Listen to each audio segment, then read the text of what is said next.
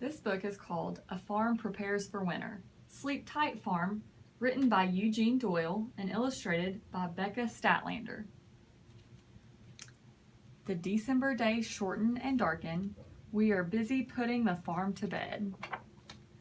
With our crops mostly in, strawberries, raspberries, vegetables, honey, and hay, now is the time to prepare for deep frost, the coming wind and snow. Many hands make the work a lot lighter, Mom says. We shake straw over the berry plants to blanket them for winter's frosty bite. Next April and May, they'll leaf out green and blossom white. In June, they'll give fruit, so red and juicy, we'll make jam and freeze berries. We lick our lips remembering. Good night, strawberries covered with straw. We cut kale and chard and broccoli. We saw down tree-like Brussels sprout stems. We dig for the last carrots, beets, and potatoes to add those stored in the barn.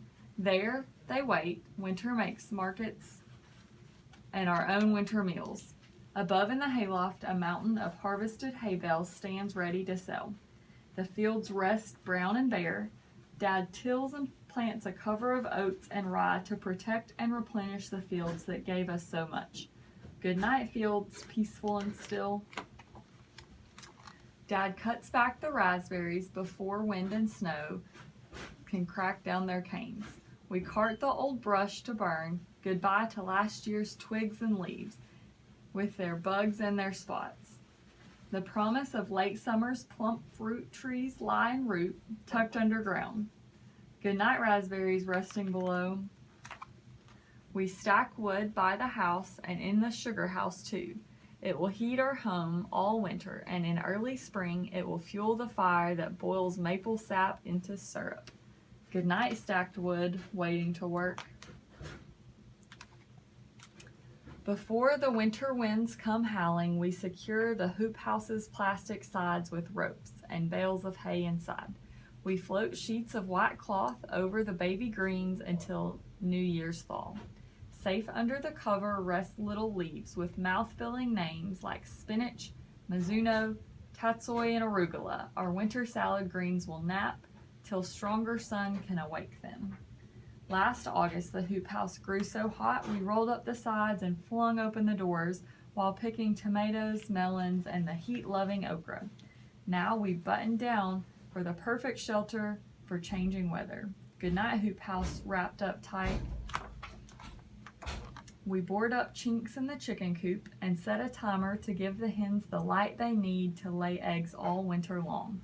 We fluff up the nests with hay, plug in the water heater, scoop fresh grain. We collect the day's eggs, fragile gifts from our friends. Good night, chickens, snug in your coop.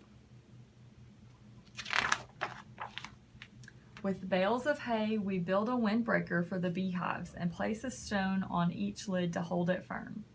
We make the hive entrances smaller to keep roaming field mice out. Within each hive, a single queen lies in a cluster of maids working to keep her fed. In September, we harvested honey and wax, but left enough for the bees, who made enough for us. Good night, bees, sheltered and safe.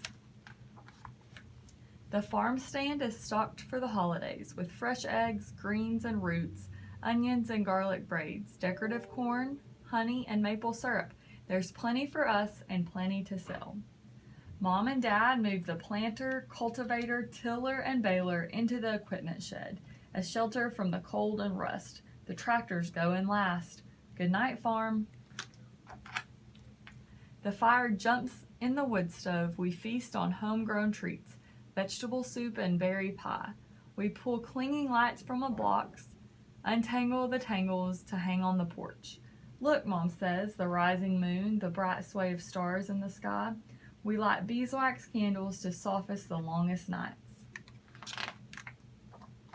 The farm is ready for down quilts of snow and the shh of the wind. Dad tucks us in. Good night, farmers. Sleep tight. Sleep tight, farm.